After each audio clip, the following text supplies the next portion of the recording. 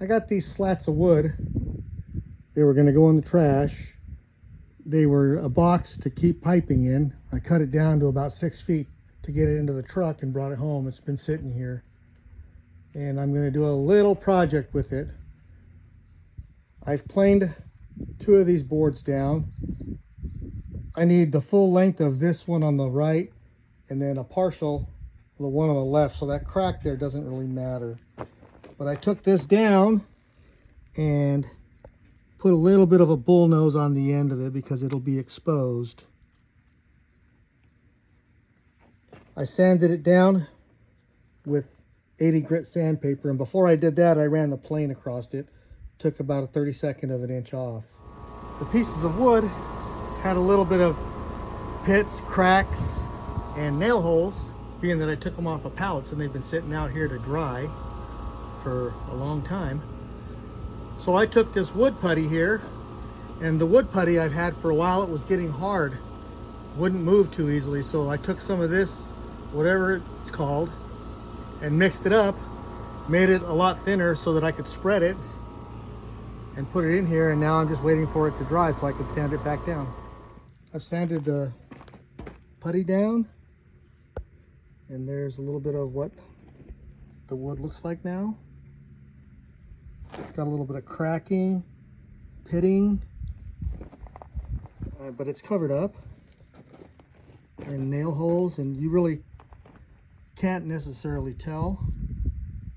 You can really tell there though, but that's okay. It's part of the character that I'm looking for.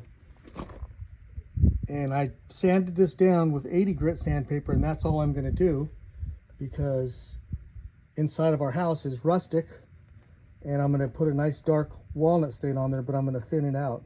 For our next step, we're going to stain, and this little jar contains some kind of stain that was used on the rustic furniture and cabinets that we bought for our house.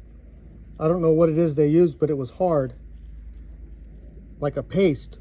It dried up a little bit, so I reconstituted it with this stuff here, the same thing that I used for the putty. I'm going to thin it out a little bit more, and I'm going to spread it on here with this little rag and see how it turns out. I don't think it's going to look bad. It's going to look how it needs to look. I learned a lot by watching Ross the painter.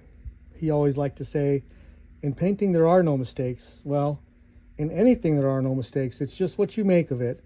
And as soon as I'm done here, we're going to see what I make of it. The plank is all stained up now with that leftover stain from our furniture and cabinetry, and that's what it looks like there.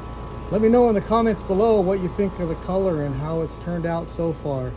But what I'm going to do now is let it dry, and then a little bit later on I'm going to spray it with some polyurethane, and then I'll install it, and then you'll see exactly where it's going to go.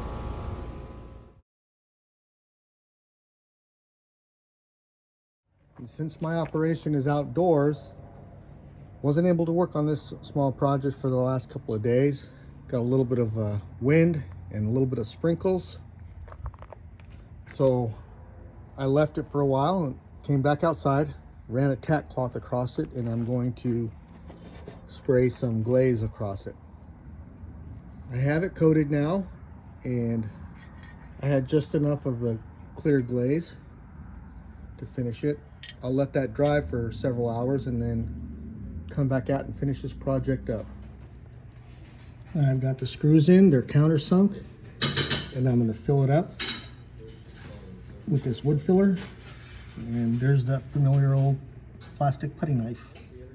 This is a non-sanding wood filler, so now that I've filled them in, I'll take this wet paper towel and I'll wipe around the opening where I patched that, trying to keep from damaging it in any way. And that's done there. The holes are all patched up, cleaned up now, and this is the final result here. This is the windowsill in my front yard. And you got to see Hambone walk across the picture. Thanks for joining me and watching to the end. Make sure you like this video and subscribe to our channel so more people can see how Alex does it all. Thank you.